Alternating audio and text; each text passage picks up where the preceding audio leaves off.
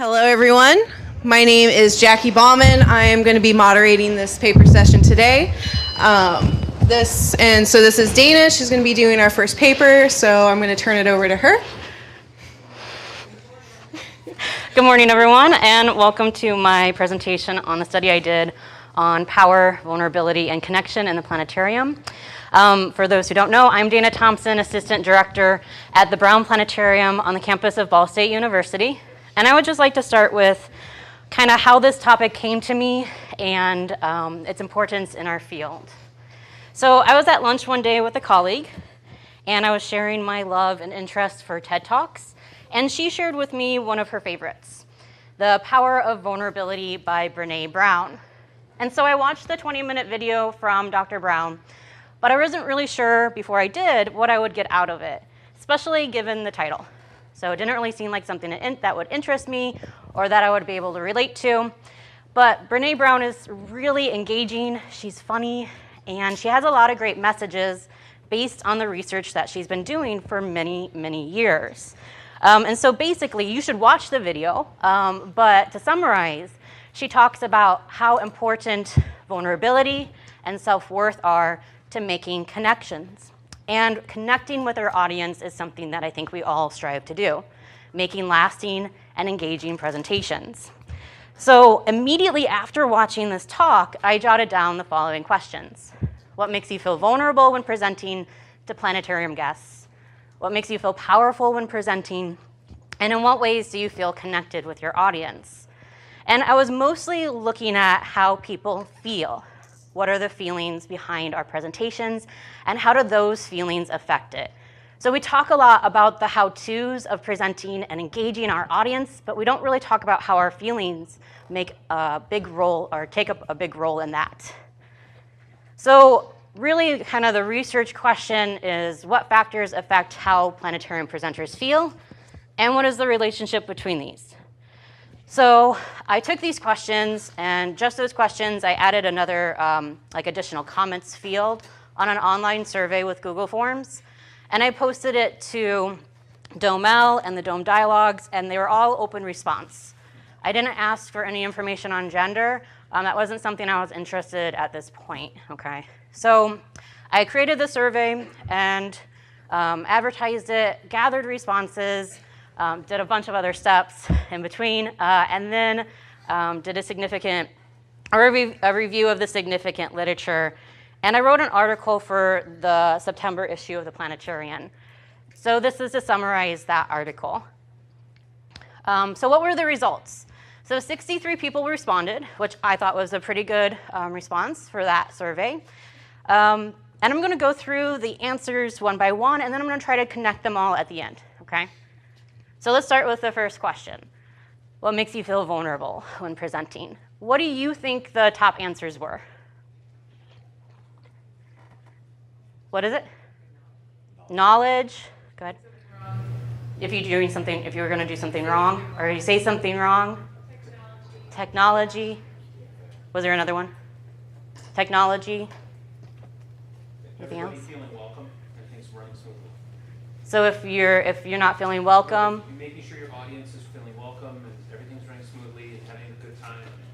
so those are things that would happen if you weren't feeling vulnerable, maybe, or like if things went really well. So but basically if nothing's going right or if the audience isn't feeling good. So let's see what the top responses were. So the top two were audience and experience and knowledge. So audience meaning if they're peers, VIP members, family members, if the audience was too big, too small, if there was an argumentative person in the audience, if they're just not answering your questions, not engaging at all. Experience and knowledge are really the lack of it, equipment that's failing or hard to use, content that's dated or biased, controversial topics, and then nothing, people left the field blank, or they just said that nothing makes them feel vulnerable. And then there are some other answers as well. But what about, so this is it for vulnerable, but what about powerful? What do you think the top answers were for powerful? Audience? Knowledge, content. So kind of the same things you're maybe seeing for vulnerable, okay? So let's see. Top 2 answers again were audience and experience and knowledge, but then also presentation style, which is something that's not in vulnerability or seen for that category. So presentation style, meaning that if they feel like they can present in a really engaging way, that gives them the power to feel like they did a great job that day. Content, so content that is up to date, current, visually engaging, all of that great stuff. Equipment that's stable and easy to use. Control, so meaning like that they have control of the lights even, that they can bring the lights up and down any time. Control over what they're showing, basically that they're the voice in the room, okay? And then some people also filled out nothing for this. They left it blank. One person actually said that they don't feel powerful because it's not something that they feel like they want, so they don't feel like they feel it. But there is a presentation the other week ago at Aztec on power and how every one of us has power, and that's a whole nother presentation. So let's just focus on the top 2 answers for both. So experience and knowledge kind of makes sense that it would be duplicated in both. The lack of it would make someone feel vulnerable, and the more that they have makes people feel powerful. But what about audience? Audience is kind of relatively unpredictable. So think about that. Audience has the ability to make us feel vulnerable, but also powerful. And vulnerability can precede the feelings that are brought out in the presentation process. So basically, vulnerability is an important step. It's not a negative characteristic. It's something that can actually help us in our presentations, and more on that later. So it brings out feelings, especially ones like connection. So in what ways do you feel connected with your audience? The responses were broken down into 2 major themes. Verbal, nonverbal feedback, so the oohs and ahs, the answers to the questions, asking questions throughout the presentation, feeling comfortable to do that from the audience, made the presenter feel connected, and shared experiences, so what I kind of labeled as togetherness in space, that we're all on the same earth in our vast universe together, that we live underneath the same sky, and then also shared background or interests. So we're interested in astronomy, and they likely are too because they're coming to an astronomy talk. Just to back up really quick, audience under power also talks about our influence on the audience, so not just how they're reacting, their verbal or nonverbal feedback, but how we can influence them as well. So that they're leaving the presentation with new knowledge, they're changed after seeing your show. Okay. All right, so what does the literature say on this? So basically, to summarize, because there's a lot, vulnerability is often seen as courage. Brené Brown says that vulnerability is our most accurate measurement of courage, that feelings of power can help people connect with others, and that when we are vulnerable, we are showing our authentic self. Confidence stems from this authenticity, and audiences react positively to that confidence. So think about those. And to summarize, vulnerability is seen as courage, it shows our authentic self, and it aids in power and connection. Power increases the tendency to approach and decreases the tendency to inhibit, and it also aids in connection. And connection begins with vulnerability and authenticity, and it helps make lasting impressions or presentations. And so all this information on all these different emotions, I hope really gives people the permission to feel authentic, the confidence to be authentic, and that I think that sharing our experiences helps in this. So we're not going through these emotions alone. It's silly to pretend that we're not, or that we are, excuse me. And so along with this presentation, I have a poster where you can add your own answers to the questions that are asked in the survey. So there's Post-it notes and markers around the poster. And please do take the time to fill out those Post-it notes. It's just right across the vendor hall here. And share your experiences. You don't know what it's going to, who it's going to affect or who it's going to help. Okay. So with that, I'm actually a little early, a lot earlier. So we have plenty of time for questions and stories, personal stories. Thank you very much.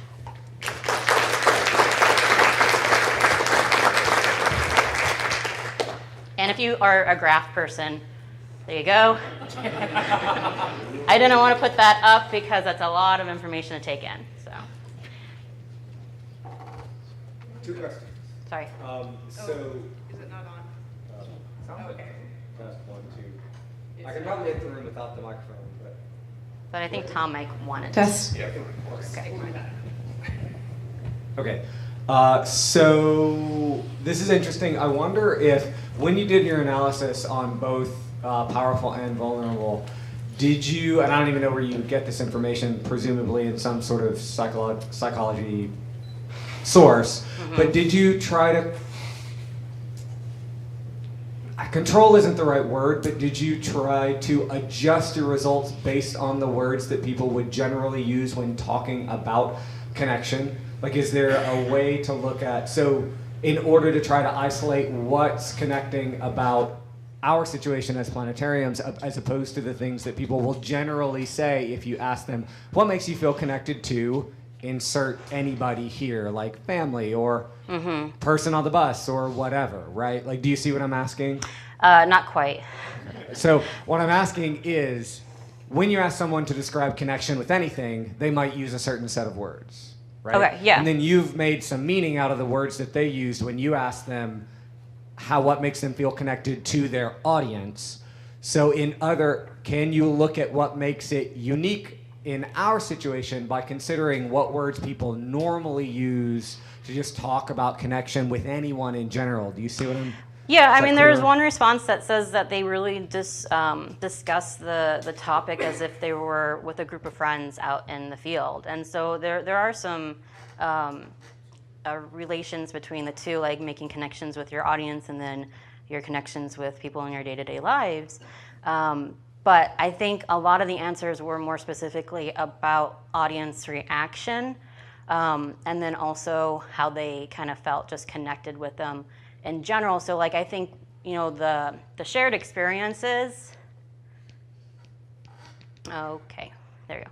So shared experiences were about half of the respondents said that they felt connected with, sorry, that's question time. So the shared experiences, so that togetherness in space, that we all live on one planet and that we share the same sky. I think that that's something that can be said for everyone, regardless of the planet being in the planetarium setting. But then the verbal, nonverbal feedback, I think, was very specific for being in a planetarium, the oohs and ahs, the questions that they were getting, something that wouldn't happen when typically talking to the general, like just a friend or so.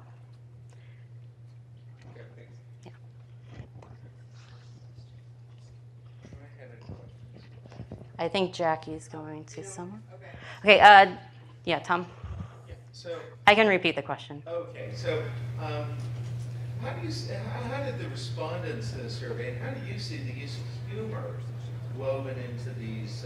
Oh yeah, one of the things that came up with the connection question were laughter. So the laughter, if they can laugh at someone's jokes. So laughter was a big part of that. Yeah. Is that what you were asking? Yeah, and I'm kind of curious how that humor was presented as well. Whether, Go ahead.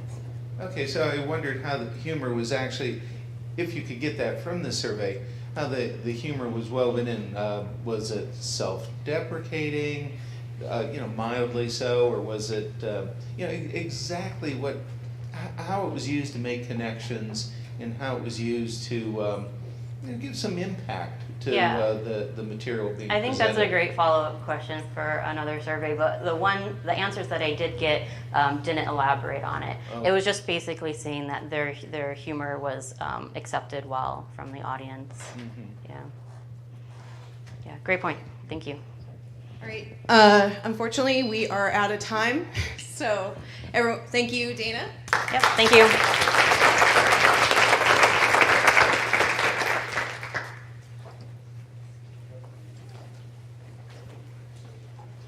So, the next person who's going to come up, if you want to come up here.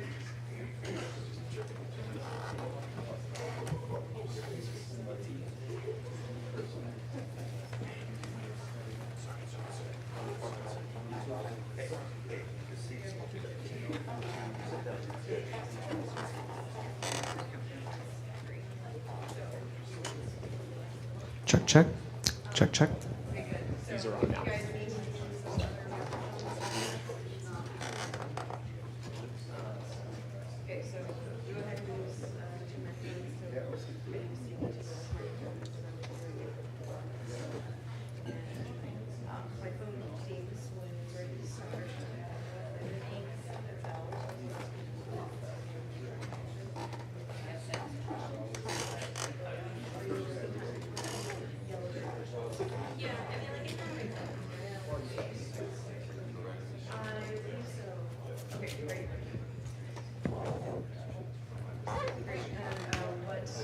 Do you want to introduce yourselves or?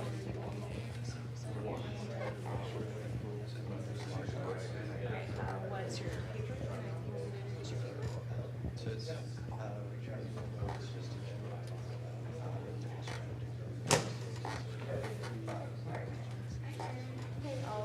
I'll just say.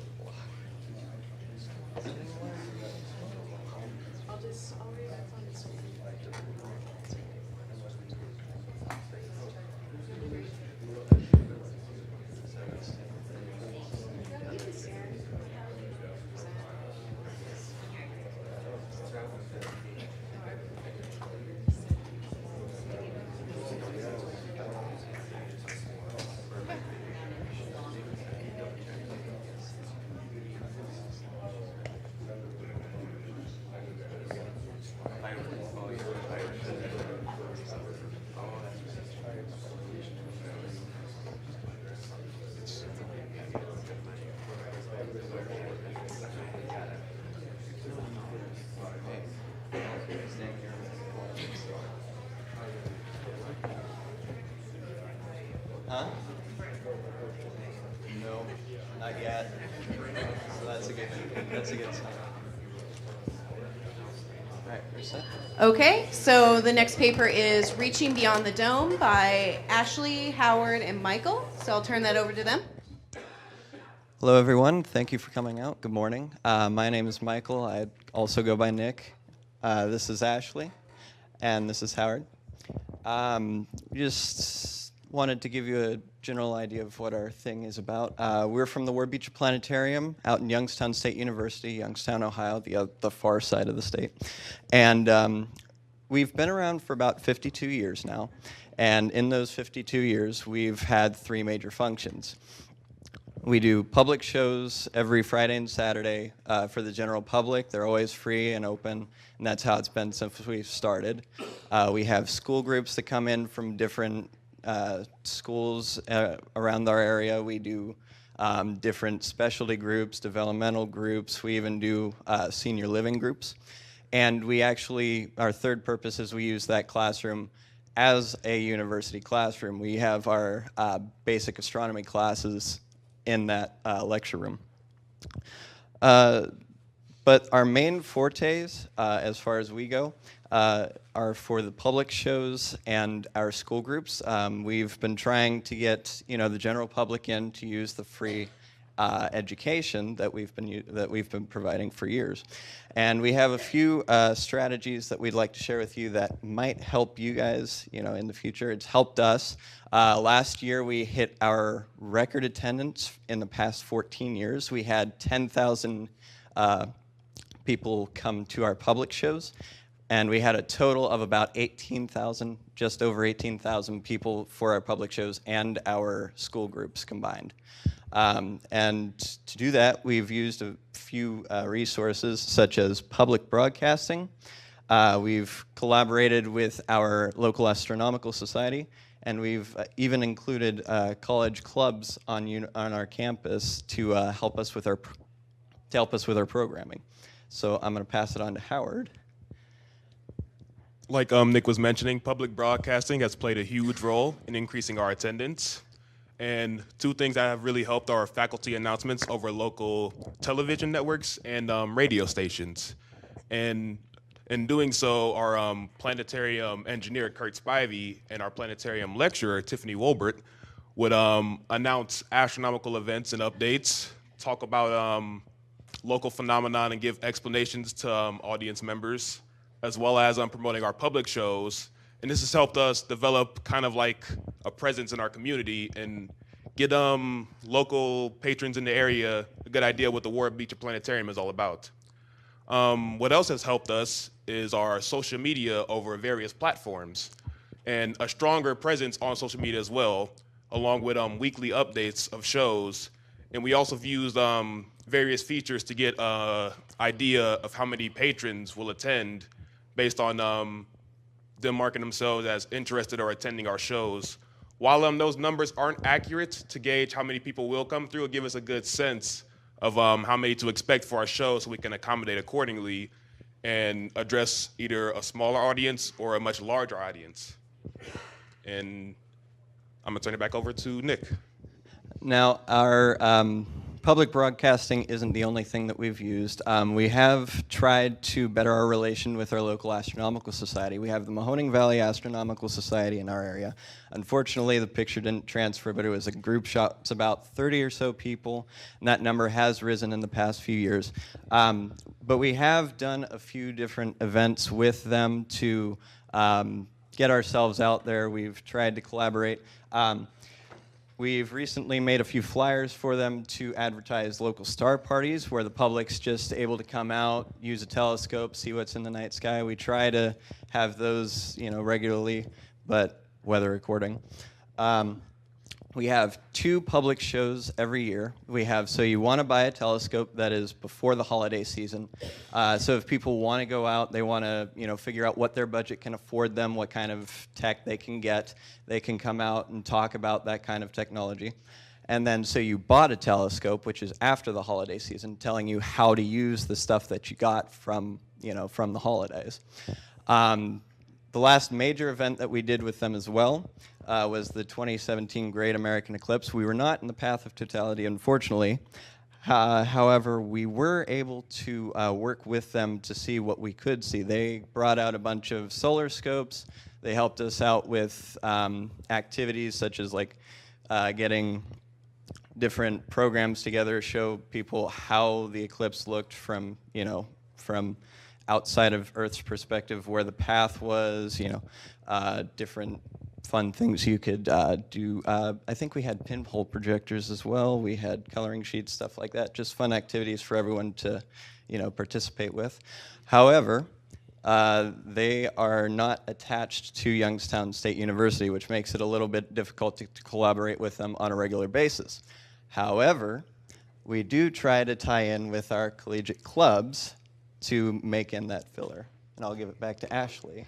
So we collaborate with 2 different collegiate clubs at YSU. The first being the Society of Physics Students, which is YSU's only group dedicated to the physics and astronomy majors, and anyone that has a interest for the field. The first thing we do, we work together on outreach. So we have an event called Silly Science Sunday, which brings together the entire Youngstown community. Over 2,500 people attend that annually. We work with them to have all kinds of demos. We have made comets. We've shown kids how asteroids can impact the surface of the moon and how that leaves craters behind. We've had all kinds of different demos. Like last year, we did have a comet making demo. This year, we had the scientific method. We introduced how you can learn different scientific techniques, try to figure out how things work to get their minds going. The Society of Physics students also offers a future with the planetarium field. These Society of Physics students members are future astronomers, they're future planetarians, and we've built and forged a connection with them.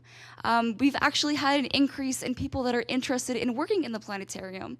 About 5 or 6 people walked up to us and said, are you guys hiring? Do you guys want more student workers? Which is absolutely incredible to have that level of outreach and support. And we have a picture here of Silly Science Sunday. We're demonstrating awesome concepts there. And recently, we've also collaborated with Room of Requirement, which is Youngstown's local nerd club. They cater to the fans of Harry Potter and other nerd interests. They actually helped us come up with one of our most popular shows called Wizarding Weekend. So if you guys are fans of Harry Potter, it's an excellent show. We have people come in costume for the wizarding world. We show them the connection to the night sky. J.K. Rowling pulled a lot of her inspiration from the stars, and we show guests that connection. People come in costume like this girl here. She was having an excellent time. She looked like she was really having fun there. But it brings together people from all different walks. We're not bound by just the confines of strictly physics and astronomy. We can reach beyond and divulge into different fantasy worlds, different activities. It's really, really awesome. And with that, does anyone have any questions? I have one. And that is, I see that you're using social media. I see that you're using social media to reach out to the community. Then that's something I'm just sort of breaking into. I'm doing a Facebook page, but that's literally it. I'm not doing Instagram yet, although my understanding is that's sort of the place to be. Do you have someone that's dedicated to doing that? I mean, dedicated as in that's solely what they do? Somebody, say, in the physics department that's handling it for both the department and the planetarium? Or who do you have doing it? And sort of, if you can touch on it, how do they go about that? Yeah, sure. So we actually have our administrative assistant for the physics and astronomy department. She runs our Twitter and our Facebook. The planetarium engineer and our lecturer, Tiffany, they actually do Facebook posts. We students, we do like the Snapchat and the Instagram. So it's divided out, so.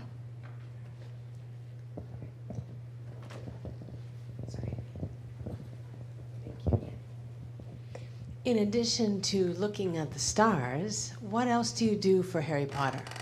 So, of course, we do show them, the connections with the night sky. But at the end of the Harry Potter show, we do have a constellation shootout. Groups will actually compete for the House Cup. Once you enter the planetarium, you are sorted into a house. And at the end, you get to test your knowledge. So you want to make sure that your patrons are paying attention. And if they get a constellation right or a star name, you actually win house points. And in the end, they actually, we tally up the points and see who wins the House Cup. Everyone gets really competitive. It's a fantastic time. How do you pay for all this? You have all this free programming. I mean, you might not be able to answer this question, but how does your planetarium afford to do this? So we do accept donations, but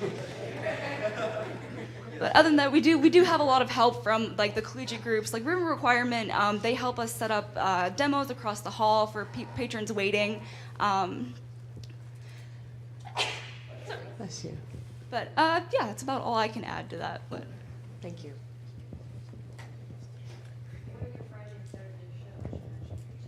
So we actually have Friday and Saturday. Repeat the question. Yeah. Sorry about Okay, that. so the question was, what shows do we have on Fridays and Saturdays?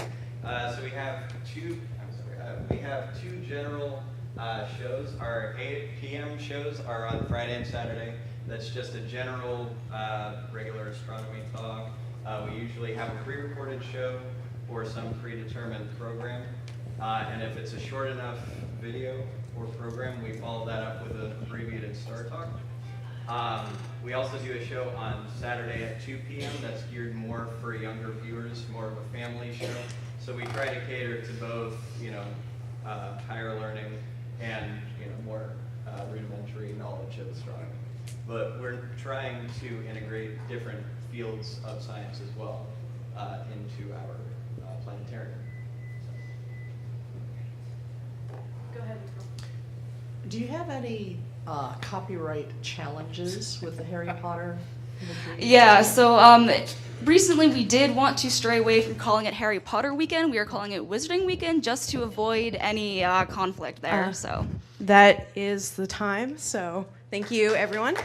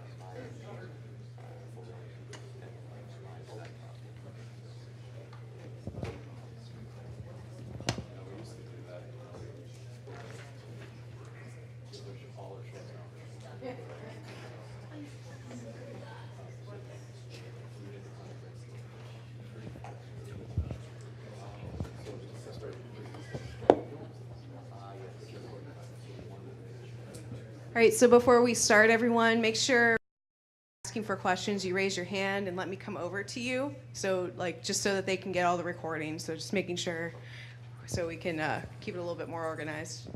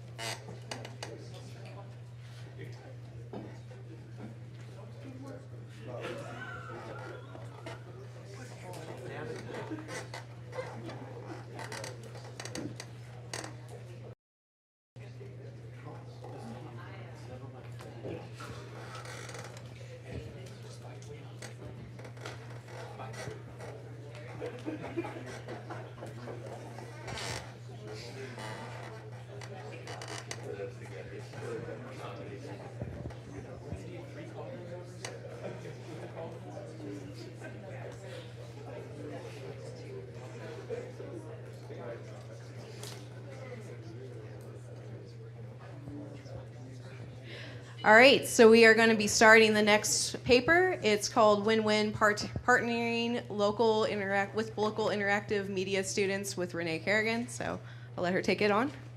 Hello, everyone. Nice to see you all this morning.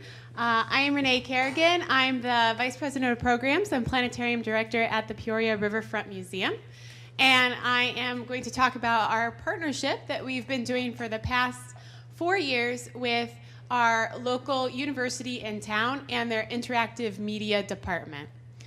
So just for some background, I'm from the Peoria Riverfront Museum, which is a multidisciplinary museum. We have content areas of art, science, history, and achievement. We have a giant screen theater, which is a digital giant screen theater, 5 stories tall, 7 stories wide, as well as a planetarium. We have a Zeiss ZKP4 SkyMaster star projector plus digital projectors. And we have about 50,000 a year come through the planetarium, 103 seats, so that just gives you some context. But we've been doing this event called Fuse for the past 4 years with our local university, Bradley University, and their interactive media department. And what happens is the students bring in for one day at the museum all these special projects that they've been working on for a full year. And it's all sorts of games. So the interactive media department is really game design. So they bring in augmented reality, virtual reality games. They bring in touch tables. They bring in tablet games, computer games. They make small, their senior animation students make 3 to 5 minute films that are shown on our giant screen theater. And we've just added the planetarium. For the past 2 years, we've been adding the planetarium to the event. So sophomore animation students make short animation films for our planetarium as well. So it's a full day of programming that really has a huge variety of content, and this just gives you a little bit of a sense of all the types of games and interactive activities that the students bring to the museum for one day. It is also a free day at the museum. So that means all of our galleries are free, which helps. So the event draws people, and then that of course helps draw people. So we have about triple the attendance of our typical Saturday at this time of the year on this day. We have usually about 1,500 people come through the museum, which is, like I said, it's about triple what usually would come through on a Saturday in May at the museum. So as I mentioned, this event is a partnership with our museum and Bradley University. And how it started was about 4 years ago. The chair of the interactive media department came to the museum and really just had a request. They wanted to show their senior animation students films on our giant screen theater.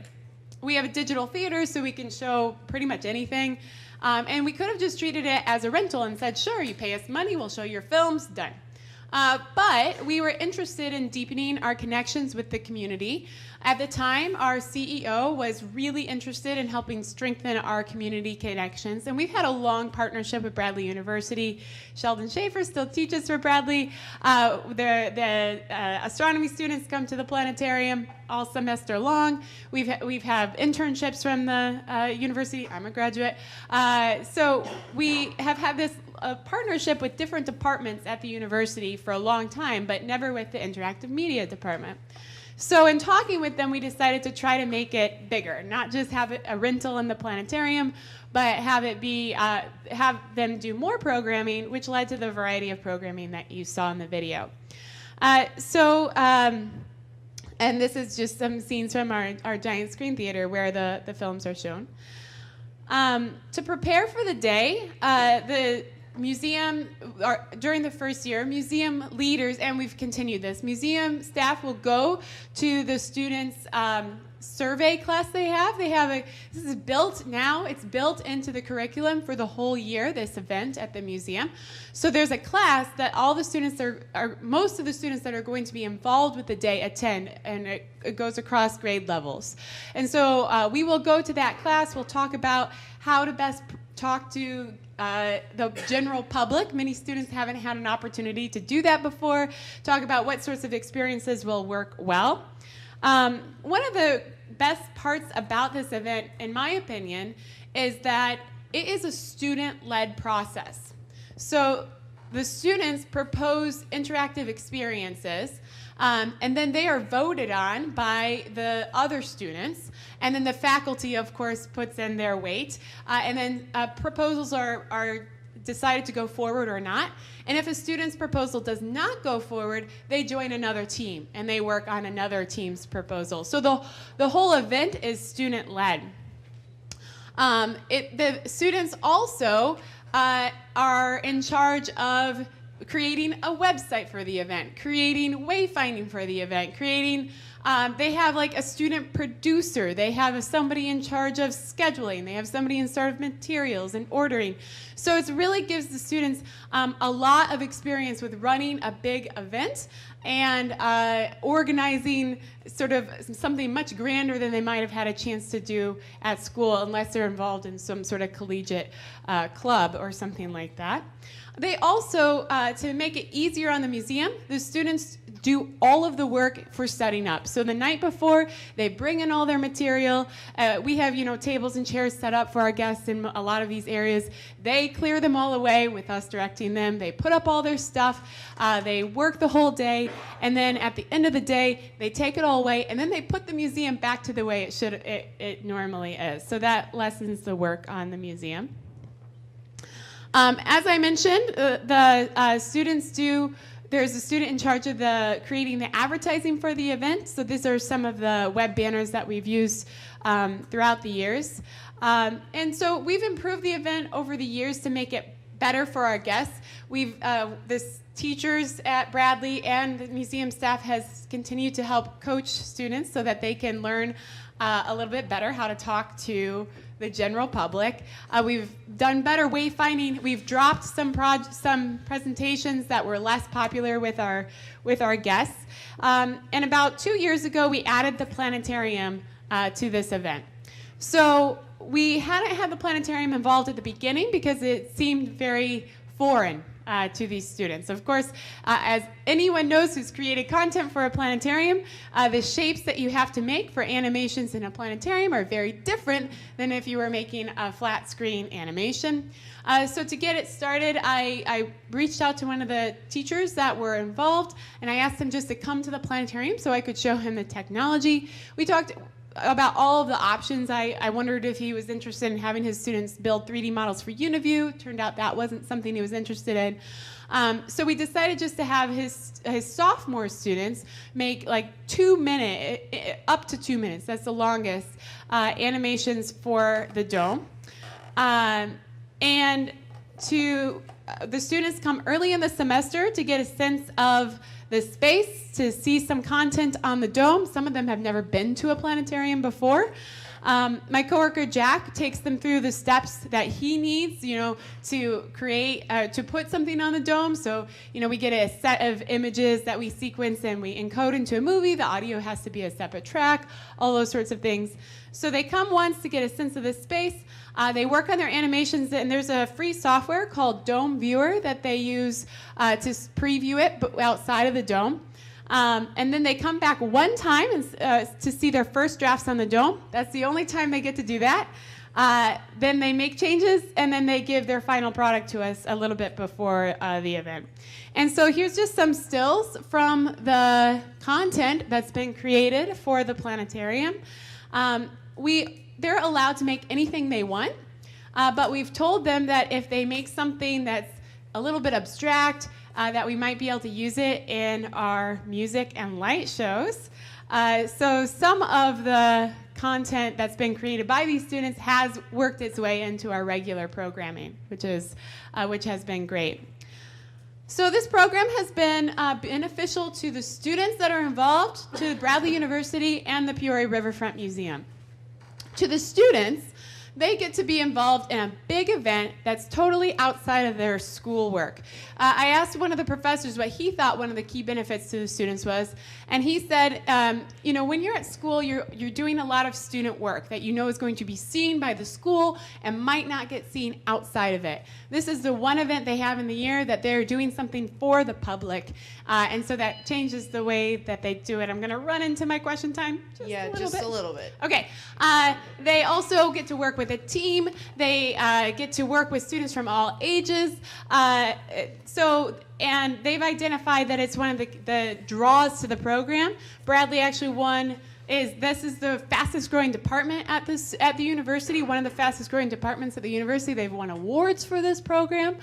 The students are also presenting to community VIPs, to community business leaders, so they're presenting directly to their potential employers.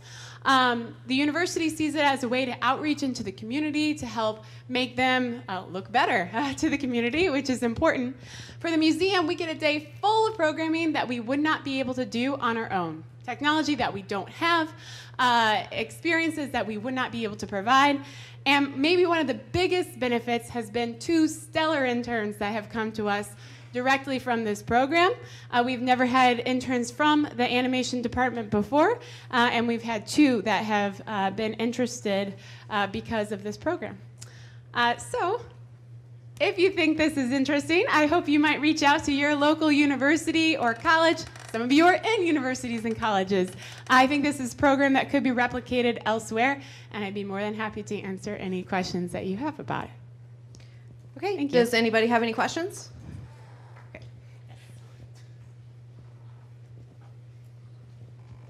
Just keep one of the mics on. Yeah. So with a design class at Notre Dame, we did something similar, although without all the extra like in the museum stuff you're doing, where as one of their projects we would bring them in and they'd get to bring me a couple of frames to see what those look like, and then how do you deadlines are a real problem when you need to slice something and get it in the dome, and you have an even harder deadline because you have a presentation. We just have, it needs to be seen during their finals week. So I was curious how you motivate the students and what sort of penalties there are on deadlines. Is it just if they don't make it, they don't make it at the end? Yeah, pretty much. We've never had a student not do it. They know when it's going to be shown to the public, and it's so important to the school. It's a part of the curriculum plan for the whole year. It's a really important event to the department. Do you just have them bring you hard drives? Yeah. All right, unfortunately, we don't have any more time for questions, so Come find thank me. you, Renee.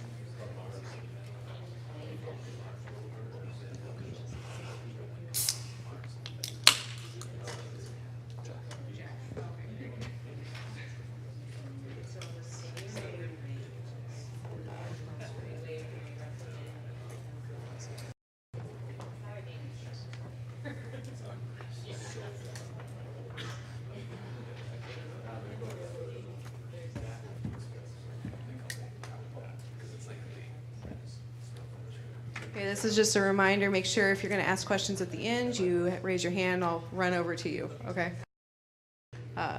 So we're going to start. The next paper is Scratch Video Game Design Made Easy and Visual with Jack. So let him take it. Thank you, Jack. Thank you, Jackie.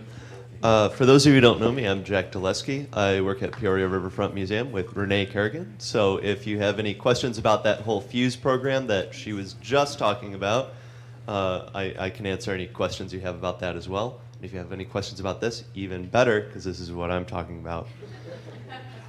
So I'm talking about Scratch, which is a video game design software, and we use it in the museum school. So to explain what I do at the museum, My time is pretty half and half, half doing live shows in the planetarium, half teaching classes in the museum classroom for school groups or summer camp or something like that. And so this is something that we've used a lot in the last year, and it's something you might be interested in doing in your planetariums or your museums or your informal education environments, because it's really a really fun educational tool, and it's something that's a little bit different from what a lot of kids might be doing in school.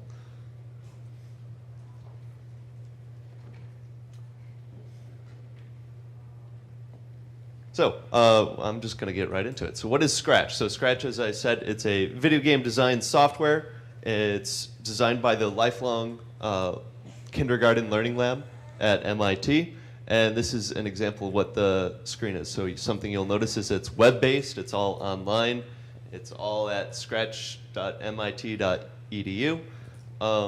And just to show you how it kind of works, we have kind of our preview of what's going to be going on the screen right here. We have the sprites and the different pieces of the game mechanics, and then we have the code over here. And here we have a sample game that I had set up. It's just a Space Invaders kind of thing. So you got the spaceship, you got the aliens, and you got and you can shoot lasers at the alien. We'll get into that a little bit.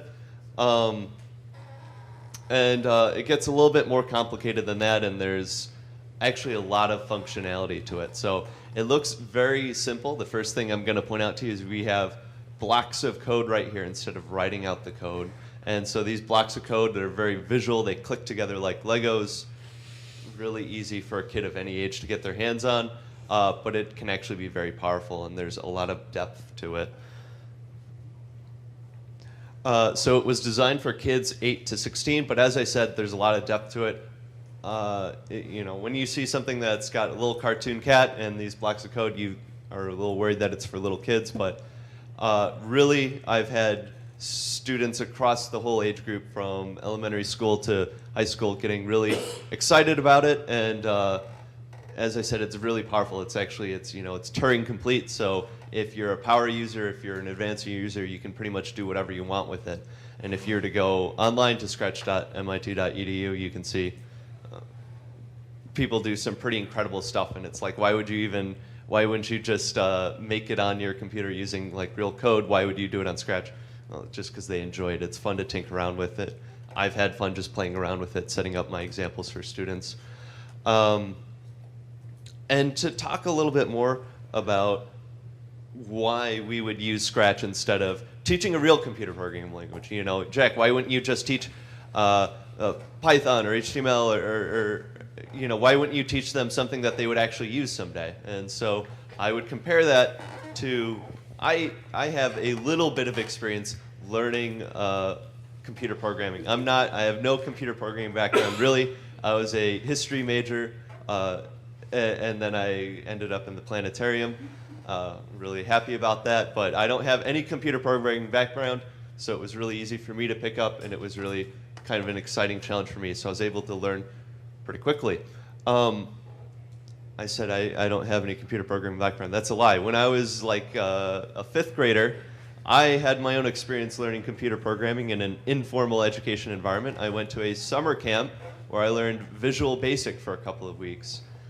And it was really exciting. I got really excited about it. It was really cool. I felt like a hacker. This was a little while ago. I made I programmed it to make a little circle, and then I had a button where you could change the color of the circle. That was pretty exciting at the time. But here's the thing is, who teaches, what computer programmers use Visual Basic these days? No one. It's obsolete. What's the point of learning all of the intricacies of this one language if 10 years from now nobody's going to use it? By the time they enter the workforce, they're not going to use it. So instead of getting hung up on these stumbling blocks of this really complicated code, why don't we just learn the concepts, learn how to create loops, learn what a variable is, and so on. And it's really, really great for that. So those visual blocks where it clicks together, if it clicks together, it'll work. And it doesn't compile, so you click something together and you can see on the screen if it works or not. You can see while you're clicking it together. And so that's a really powerful for working with these students is, they'll ask me if something works and I'm just do it. Tell me. You tell me if it works or not. So the way I think about like teaching a real computer programming language is what it kind of turns into, I think, is because the syntax is so important and making typos is such a big deal. It kind of turns into the teacher writing out what they want the students to write on the whiteboard, and then the whole class has to stop because one kid has a period instead of a comma or something like that.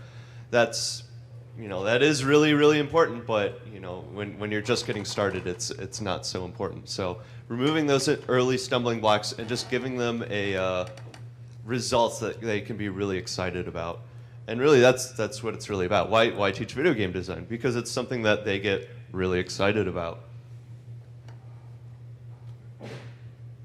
That's my only bullet point for this sign. It's awesome. We're really involved in STEM education, and we're really involved in the entertaining side of education and getting kids excited about something. And so this is a great program for kids come in here. They show up to the first day of class, and they've got like a million ideas for what they want to do and what they want to get out of the class. And it's awesome to be able to take that excitement and just turn it around right away. I don't have to gauge their expectations. I don't have to be like, no, we're actually going to do something else for like 3 weeks. You can just get a real great turnaround, and they can really see the results of that. So I'm just going to run you real quick through like what a lesson plan is. It's really, really versatile, but the way we've been generally doing it is a 4-week class, an after-school class that meets once a week. We start off just learning the layout and the different buttons, and we kind of run through something together. And then the second week, we take that, the idea is we have a very simple functioning game the first week, and then the second week, we make it a little bit more complicated. We add variables, we add more instances, or clones as they call it in this, and we add some variables that kind of change, and you can add some difficulty to it. And then week 3 and week 4, they can kind of take what we started with and use that as kind of their framework for making their own game and doing their own thing. And so just as a quick example, if you go into the Scratch website, they have one of their examples that you can get started with is a catch game. So this is a little cat. He runs around. You can, with the arrow keys, you can make him run left or right, and he catches apples that are falling from the sky. And you get points for catching apples. It's that simple. And the way I really think about it is, okay, we want them to think about just what they want to do and how do you accomplish that and how do you think like a computer programmer. And so one of the ways I do that is each week we kind of have a functioning game, and then each week you make it a little bit more complicated. So, well, I guess we would do this all in the first week, but we start off with, on the far left, we have just the cat in the center running in place. Okay, let's add some movement, let's add some player controls, and so on. Let's skip that. I also sometimes add challenges. So here we have a bunch of question marks. What do we want to go in that box right there? And then they'll guess, and I'll say, well, type it in. You tell me if it works or not, and if it doesn't work, try something else. That's it. That's all there is to it.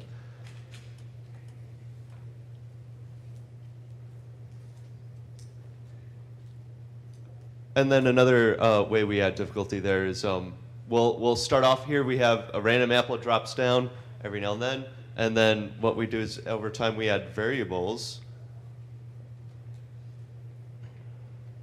And so we add variables. So it starts off with the apple dropping down a random amount of time, but then we add levels in there. So. Okay, so it's question time. So does anyone have any questions? Yes. Do you think Scratch could ever have the possibility of being obsoleted, or do you think it's more of a building blocks program and not something that will become obsolete? Yeah, I don't think it has the possibility. Well, it doesn't have the possibility to be obsolete just because these are really just the building blocks. It's what does a loop do? What is an if-then loop? And I struggle to imagine a world in which computer program doesn't rely on variables and if-then loops and stuff like that. It really is a building blocks program, and again, it looks very, very simple, but you can do a lot with it, and it's great for that. And just to say, here's an example of what they would be doing if they were, when they start working on their own, because it's, okay, here's your game mechanic, here's your character running around. What do you want it to do? How does it know whether to do that or not? And how do you program that, and just taking them through the steps. So this is a web-based system. It is, but you can actually download it too. Okay, that was my question, is you've got your whole class and these big events relying on your internet connection. One hiccup, so you download everything locally first, right? You can do that. So I have been doing everything online. I am terrified of a hiccup happening. It hasn't happened yet. And I don't know what I would do if we were down with the internet for one day. But yes, you can have it downloaded, and you can also set up a teacher account that kind of controls the different student accounts. Because it is web-based, they can take it home and work on it afterward. Was there?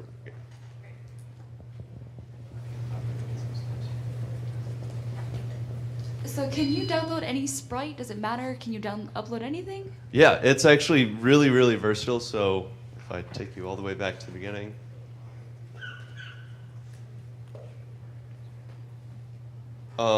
So yeah, they start you off with some basic stuff that's in their library, but you can make your own stuff on your computer and upload it. And so that's actually some direction we might be taking it in the future, is because in an upcoming exhibit we have is about animation and Disney animation. It'd be really cool to have them start off with their own pictures that they make in a computer program and then animate it. So you can use it for animation, and they could really make it their own thing. They start off with the library, but they could, I want it to be this sort of character. They can make it. All right, so we are out of time, so thank you very much. Thank you.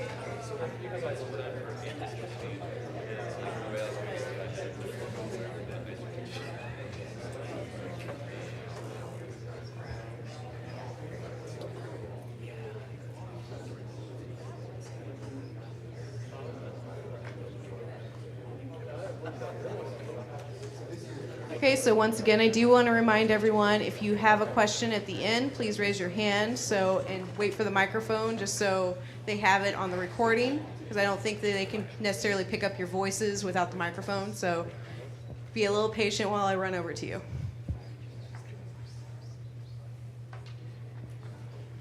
All right, so we are going to start the next session, Kepler's Third Law by Dale Smith. Good morning. Back in the Dark Ages, when I was talking with Johannes Kepler, he asked me to develop a planetarium exercise showing his third law. And I did that about 20 years ago when we were running off of the Minolta optomechanical projector. We developed an exercise whereby for both the inner and the outer planets, you'd measure periods and distances and could show show Kepler's third law. Now that we've put in a side dome system, I have been waiting for an excuse to adapt this exercise to side dome. This term I'm doing an independent study with the high school son of one of our faculty members, and that gave me the excuse to develop the Kepler's third exercise for side dome. And in a sense, it's taking how do we, from the Earth-based view that we're all stuck with, how do we get these God's eye laws like Kepler's third and so many other laws? So this is an exercise that does that. So to measure periods and distance, I'm not going to do a class, I'm not going to give a quiz at the end, but we do need to be able to measure positions and times. And so we use the ecliptic as our calendar and as our protractor. This image illustrates that. Now, for those of you who have side dome, you may recognize this. The image here is taken off the control screen, not off the dome, where it's not bright enough to easily get an image. And so with the ecliptic, let's see, I'll just talk. The ecliptic is the thin line in the middle that the sun is on, and then we can track planets along that. And with the grid set, side dome people recognize the grid set to fine. We can measure positions, so we can get separations between the planet and the sun for elongations or for quadratures. Dates are a little trickier, and those I tend to read off the control screen. And so we use the ecliptic as a calendar. We have to get dates of conjunctions and quadratures. Quadrature is when an outer planet is 90 degrees away from the sun, as seen from the Earth. And then we also use the ecliptic as a protractor. We can read off ecliptic longitudes around the dates of conjunctions and around the dates of elongation.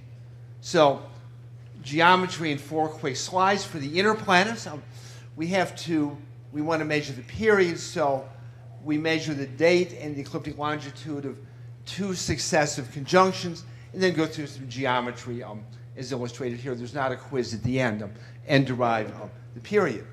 We also need to get to orbit radius. That's pretty easy. We set up a right triangle. We measure the angle of maximum elongation of the planet from the sun, go through the geometry, and now it comes to orbit radius in AUs. Then for the outer planets, we need to do the same thing. It's more difficult. For the outer planets, for the period, we again take 2 successive conjunctions, measure the date and the ecliptic longitude at those 2 conjunctions as shown in the drawing here, and then go through a bunch of computational geometric steps to get to the period.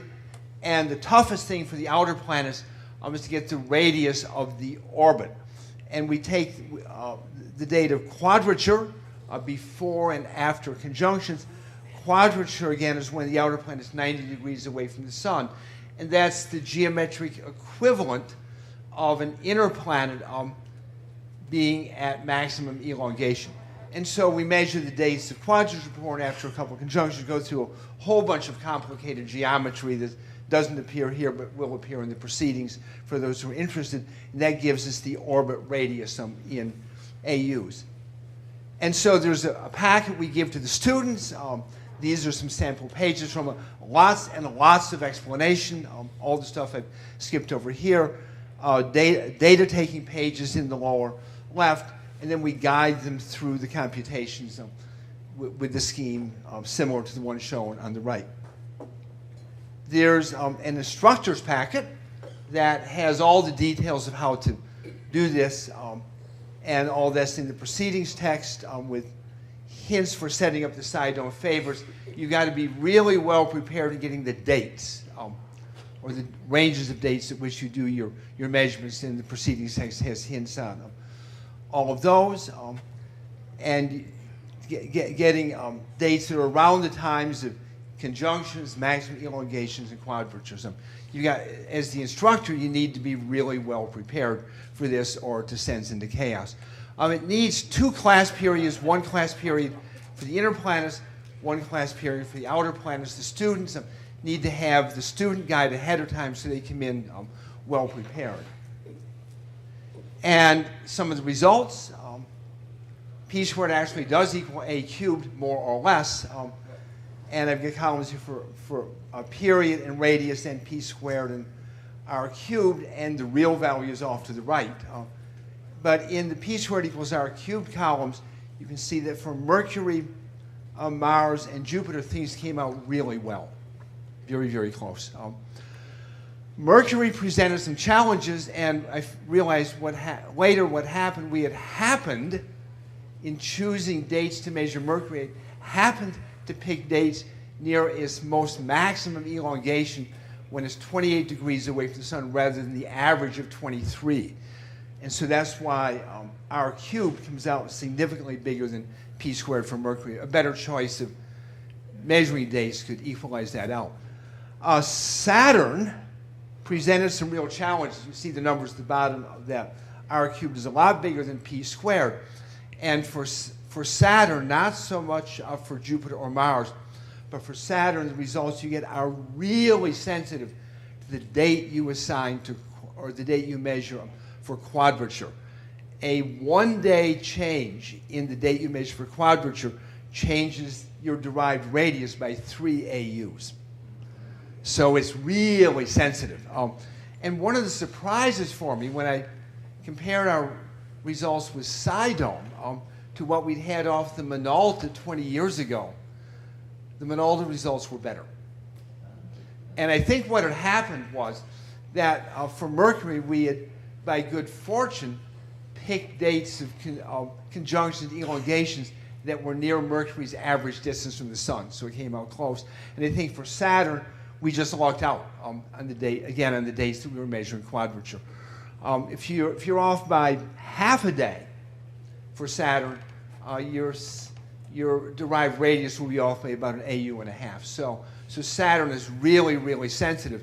And it took me a while to understand why the results for Saturn seem so bad, but it's exceedingly sensitive to your dates of quadrature, which gives me much fresh respect for the work that Kepler and Tycho and everyone on whose data Kepler was based, the accuracy of their measurements. And finally, since we are in planetariums, this is using the planetarium really to look at the planets. All the details are in the proceedings. I've got the instructor's guide, write-up, instructor's guide, and student packet are all in the proceedings with all of the messy geometry details that would put you to sleep if you're not already there. Questions? Okay, so her first and then you next. Yeah, Gene. Were the students as impressed with Kepler's work as you are? We are. Of course not. Because the question is whether the students are as impressed as we are. I think they're not, because we understand the historical context of it and appreciate that, and I don't think the students do. So what did you do to help them appreciate what they were doing? The student packet's got all the historical background in it, so they will have read that before they come in. Okay, thank you. Yeah, the student packet is about 15 pages, so there's all the background, all the geometry, all the computational steps. Everything that I'd put them to sleep if I tried to go through it verbally, so I tried to give them the background in the packet. Yeah, Joe. So do those soporific calculations include inclination of orbit and eccentricity, or are we assuming concentric coplanar circles? We're assuming all the orbits are coplanar. And no, I'm assuming circular orbits to keep it simple. And even for the outer planets, the geometry of working through quadrature to get to orbit radius is a real mess, more than I've hinted at here. Yeah, Chris. I see you measure with grids in the dome. I have a colleague that there's a retrograde activity, and he is abhorrent to using grids because then he'll just do it in the lab on a piece of paper. And so he's come up with a PVC pipe so far from the eye with a piece of transparency with a printed grid to use as a retrograde activity. It's not super accurate, but as long as your head is so stewed in this, Is that something you think could be adapted to have the students empirically measure like Tycho or Kepler instead of just, here's a grid, look up and jot it down? Like, can they measure? Is that applicable, or is the detail so fine it's just not really possible? Maybe. My guess is the detail would be too fine. Okay. And I've also heard, Brad, you can correct me if I've got it wrong, that an updated version of the Spitz hardware will be able to measure angles and display them, coming out within a few months from now. That would simplify the process as well. Any other questions?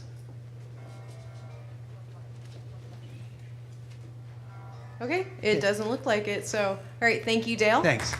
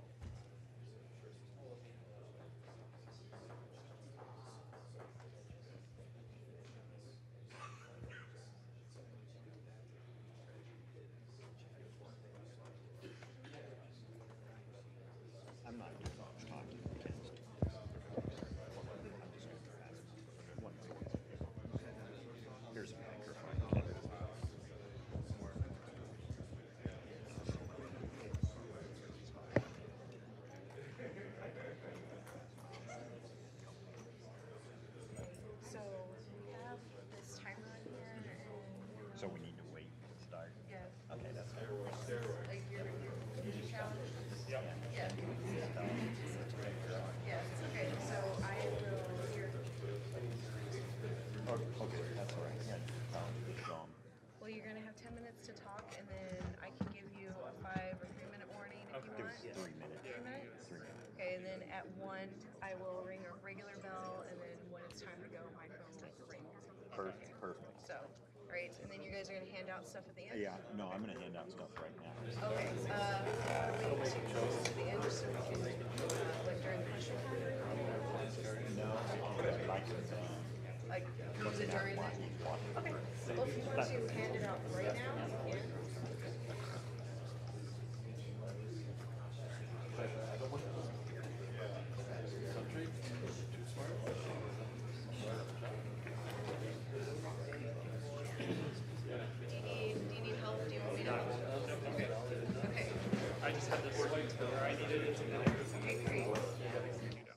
Okay, so we have 40 seconds before you can start, so I will give you 5-second warning, okay?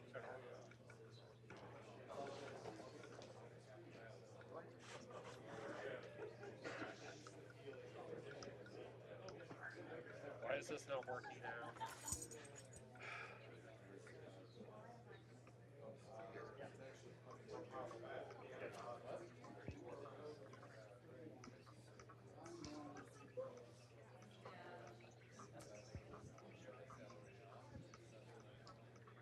All right, 5 seconds. Okay. Are you ready? Okay. All right, so this is the last paper. We are, right now they're distributing something for you to use during the paper session, so we can wait for a few more seconds. But this is Ken, and he is, I'm not really sure what your paper's about, but I will give it off to you so you can go ahead. All right. Thanks a lot. I am Ken Quinn. I'm here with Dr. David Hurd.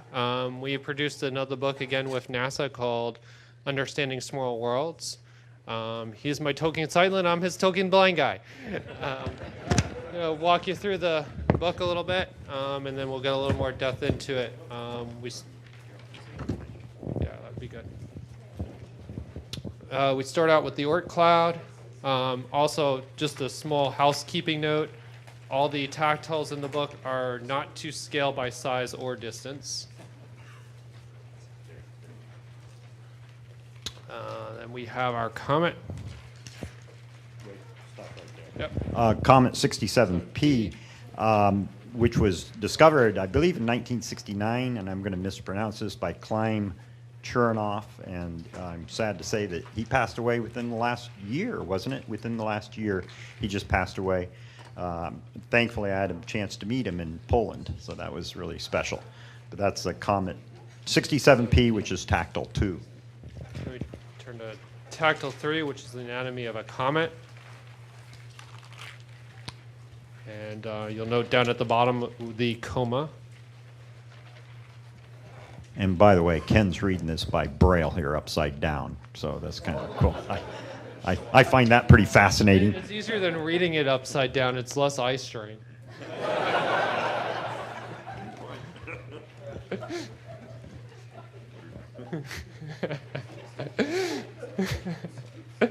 Then we have our solar. I have to work with this guy. Hey, comment about Tactile 4, on Tactile 4, page 4. We actually have passed out, what do we call them, rejects, I guess? So. Reject books, because for a number of them we did not get Tactile 4, our solar system. Up at the top of the page. Yeah, it's not labeled in Braille. And the planets aren't labeled with a key in Braille either for Tactile 4. So, but we figured for you guys it's okay. but if you have somebody who you know is going to use this and is a student who's blind or a person who's blind, we can get you one, because all the rest of them do have Tactile 4 labeled in Braille. Tactile 5 is Vesta. And pretty noticeable is the snowman crater.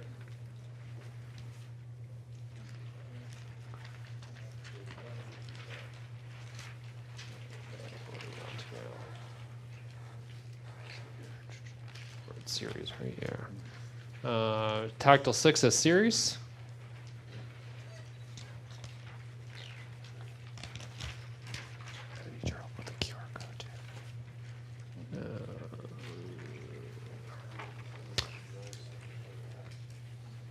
And then to our nice little debated planet of Pluto. Is she a planet or is she? And, I want to stop there just for a minute. Tactile 7 is kind of fun because we're in Michigan doing a workshop for people who are blind, and so I was having them explore Pluto.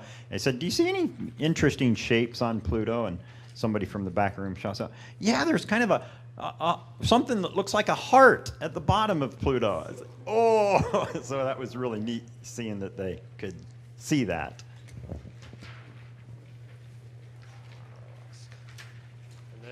Our last tactile is Tactile 8. Here, the moons of Mars. Okay, and what to scale? Which one's the top one? Let's see. Let me turn it over here so I can read it. That one's a little bit difficult to do upside down. Top ones are scale by size. The bottom ones are scale to distance. Phobos and Deimos. Okay.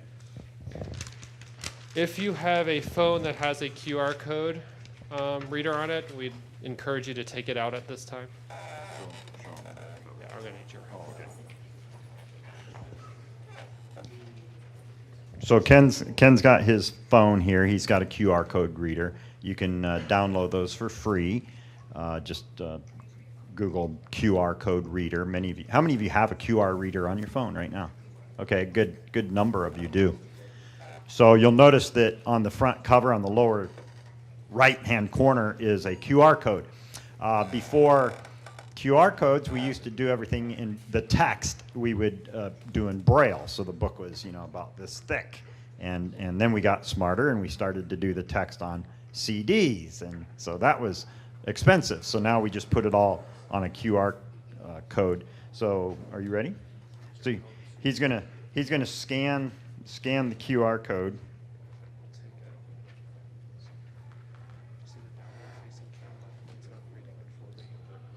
I think it read it. Yeah. Where's your volume? You got it. Oh. Okay, he's going to plug it in there. So Ken just scanned the QR code with his phone. It does work. Understanding small worlds in the solar system. Link. Image. So go ahead and go. The cover image of getting a feel for lunar craters. The cover image of understanding small worlds in the solar system. The cover image of understanding small worlds in the solar system. Link. Image. So Ken, how do you access it? How do you access these books, like for both text and refreshable Braille? Well, I access it with the QR reader, and the text reads with, I have an iPhone, so it uses something called VoiceOver, which you were all lovely hearing just a second ago. I also can hook it up with a refreshable Braille device, which looks like this, via Bluetooth. And I can read what's going on in Braille as well. So as it reads so you can silence the text, and as it reads, 3 minutes. the Braille will pop up on this refreshable Braille pad, which is pretty cool. Yeah.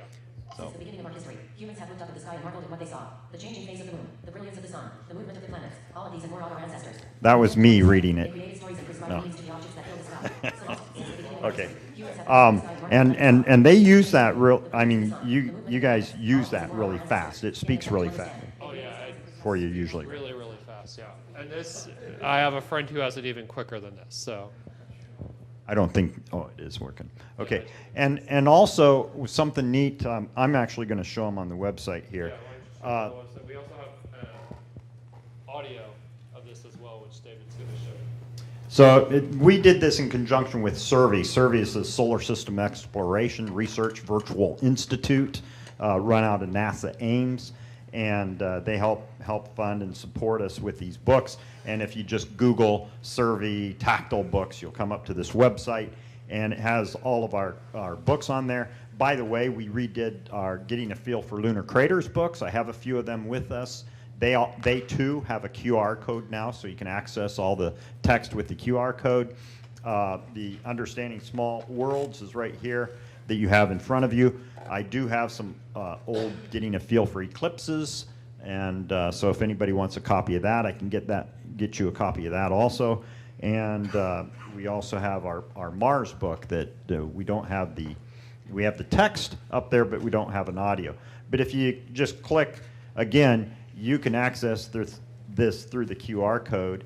But if you scroll down all the way to the bottom, you have the audio file. So I'm going to extending outward from Neptune's orbit and generally in the same plane of the planets, also contains many small bodies, including those of short-period comet. So just that gives you a taste of the professionally recorded audio file on there, as opposed to what he was reading it with, which is called what?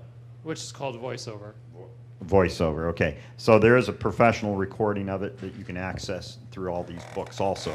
So we're real excited to be able to bring this to you, this resource, and hopefully you can get it out and use it. And what else do we need to say? I think that's everything. So we'll open up to questions. Okay, does anybody have any questions? Okay. All right, let me go to the back and then I'll come back to the front.